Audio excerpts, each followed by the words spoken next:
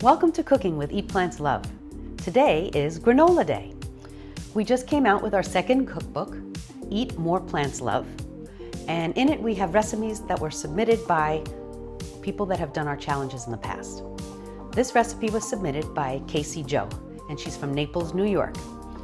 This is called Aquafaba Granola.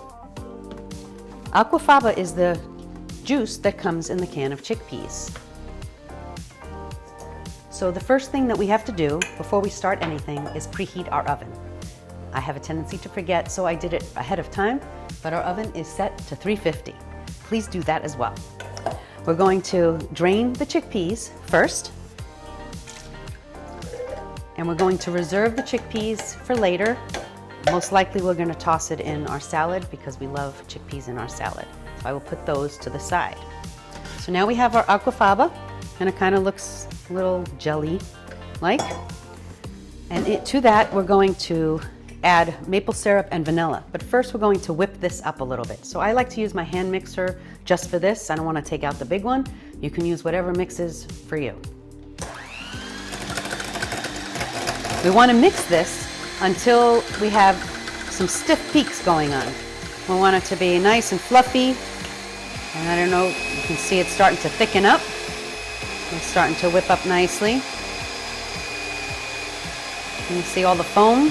A lot of people use chickpea juice also to make meringues, substitute for eggs in recipes. And that's kind of what it's doing in this one. It's a little bit of using it as a binder to keep all the seasonings to the granola. All right, so that looks pretty stiff to me. It's nice and white and fluffy. Oops. So to that, we have to add 3/4 cup of maple syrup. So that's my 1/4 cup measure. 1, 2. You can reduce the amount of maple syrup in yours if you're trying to watch calories. So we've got our 3/4 cup maple syrup. And we also need to add a tablespoon of vanilla.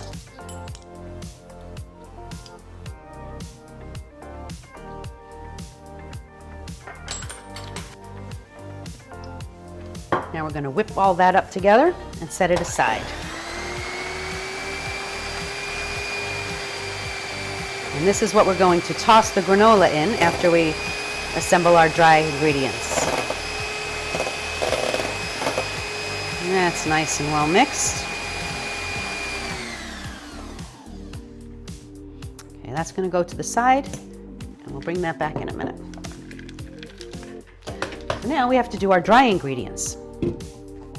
First thing we need to use is 3 cups of rolled oats. You can use organic if you want to. Organic is always best, but it's not urgent. If you can just get regular rolled oats, that's fine too. So we got our 3 cups rolled oats. Next, we need to add a cup of mixed nuts. I like to use almonds, walnuts, and cashews, but you can use pecans if you like, or if there's some other nut that you like to eat, you can stick that in as well. So our nuts are mixed. This is 1 cup of mixed nuts. Next, we need 1/2 cup of coconut. Try and get the one that's finely shredded. Don't get it too chunky. Do 1/2 cup.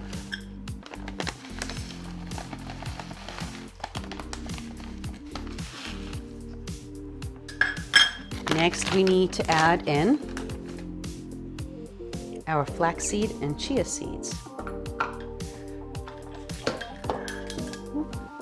So we need to use 2 tablespoons of ground flaxseed. That was magnetic, it was sticky. And 1 tablespoon of chia seeds.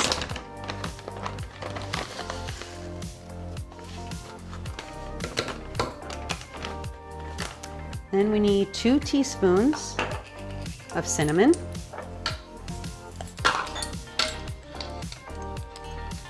A little more if you really like your granola to taste a little bit more cinnamony.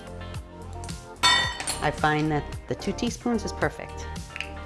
And last but not least is a teaspoon of salt. We like to use Maldon salt, but you can use any salt you want, including iodized salt. And then we're going to mix this all together until everything is combined. And then we have to take our liquid that we had nicely whipped up, pour it over the top, get that nice and incorporated in there so everything is coated. We like to make granola probably almost once a week. We put like 1/3 of a cup of it in with our oats for our oat bowls in the morning. You can use it with yogurt, some plant-based yogurt, or just eat it as it is, as a snack. But just be careful, don't eat too much of it because there are nuts in here, so this is not a low-calorie food, but is nutritious and delicious. And of course, if you have severe heart disease, you might not want to put in the nuts. Maybe just add an extra cup of oats. Okay, now everything is all coated. So that looks nice. And I'm going to take my sheet pan that is coated with a silpat sheet. You can use parchment paper if that's all that you have. And you dump it out.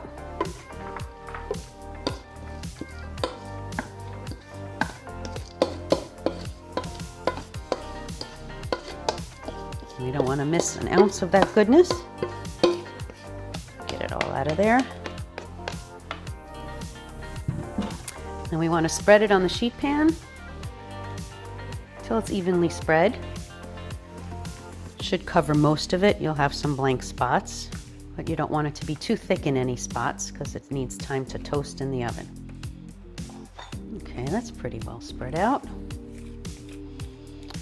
Now I'm going to stick this in my oven on the lowest rack that you have at 350 degrees. If your oven runs hot, you might want to check it after 25 minutes, but I am setting a timer for 30 minutes. And we'll see you when it's time to flip it. Okay, so our timer just went off. The first 30 minutes are done. I'm taking mine out.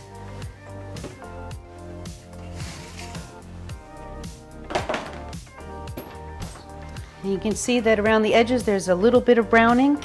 So what I like to do is kind of just slide my spatula under and flip.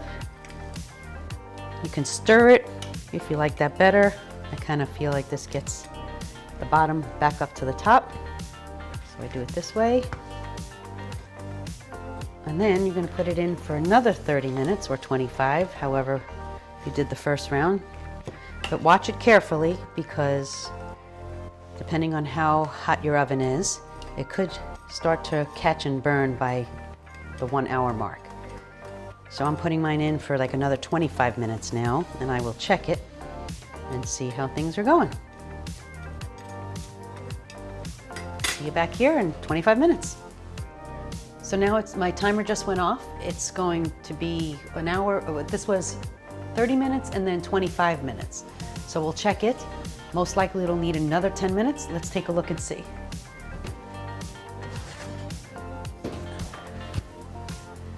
As you can see, it's starting to catch on the corners here. So that means mine's nearly done. I think I might just give it another 3 minutes just to get the rest of it all brown, and then ours will be finished. Everything is flipped again. All right, I'm gonna put it in another 3 minutes for me. I'll see you back here in a sec. Okay, my timer's going off. Let me shut that off. And we should be just about ready to be done. So we got a lot of darker pieces. I don't like to make my granola much darker than this. Some people like it a little bit more dried out, but this is as far as I probably will go. I'm going to let it cool on the counter for a little bit and then put some in my bowl, because I haven't had my bowl yet today, and wait until the whole thing dries out and cools before you stick it in a jar. It'll store for quite a while in a sealed container. So this granola will last us probably for a week, with each of us having a little bit each day. Sometimes I feel in the mood to make a double batch, and I'll share with my daughter. I'll give her some. You can give some as gifts for people. It's a nice thing to have, and I hope you like it. Let us know in the comments what yours came out like, and we hope to see you here next time on Cooking with Eat Plants Love.